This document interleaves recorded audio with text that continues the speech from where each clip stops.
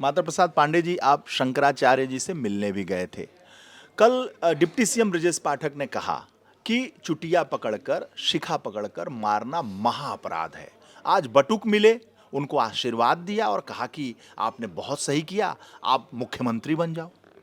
देखिए ऐसा है, मैं शंकराचार्य से मिलने गया था और वो इस घटना से आहत थे। मैं उनकी पीड़ा को समझ रहा था।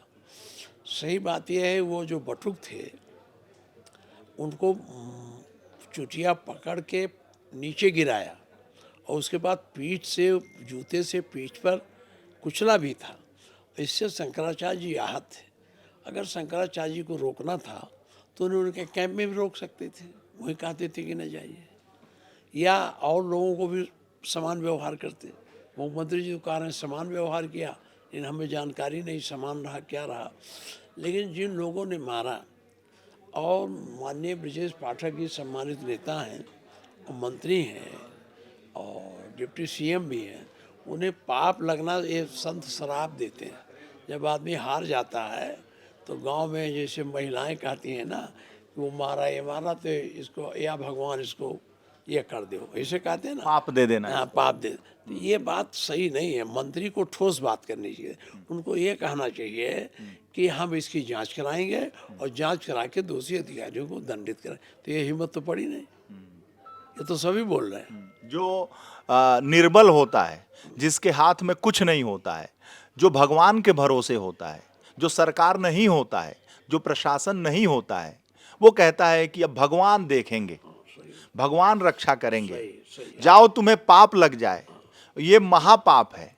लेकिन जिसके हाथ में ताकत है, जनता ने, इस 25-30 करोड़ की जनता ने डिप्टी सीएम बनाया, जनता में सरकार माने जाते हैं, अगर वो कहें कि महापाप लगेगा, तो आखिर ये किम कर्तव्य विमूढ़ की स्थिति क्यों आई?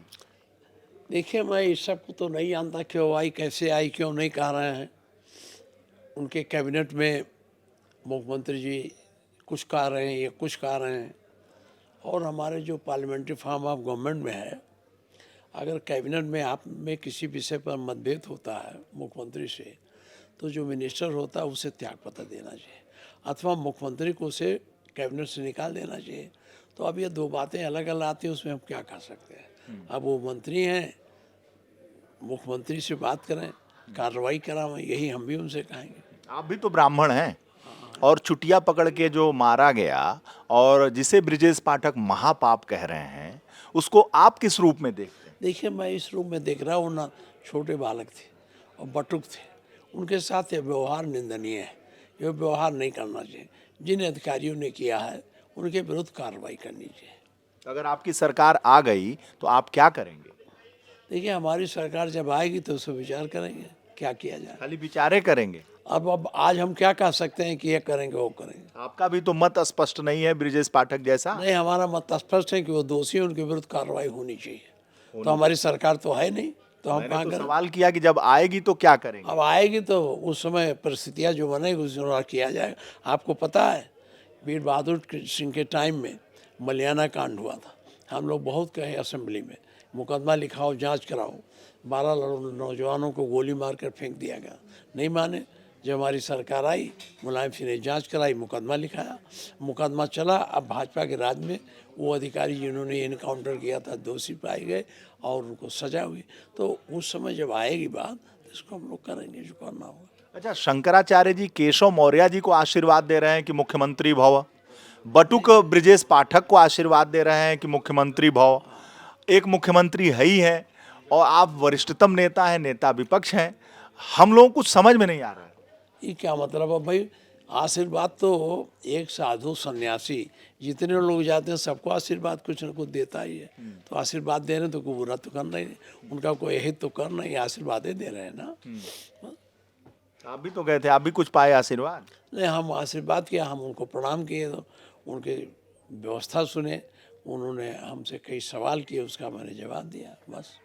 और मैंने कहा इस आपके मामले से हम लोग आहत हैं, हमारी पार्टी आहत है और हम इस प्रश्न को सदन में उठाएंगे। मैंने सदन में उठाया। अखिलेश जी तो बार बार कह रहे हैं कि हम शंकराचार्य जी के साथ हैं, शंकराचार्य जी के साथ हैं। तो जब वो हमारी अध्यक्ष साथ हैं तो पूरी पार्टी उनके साथ है।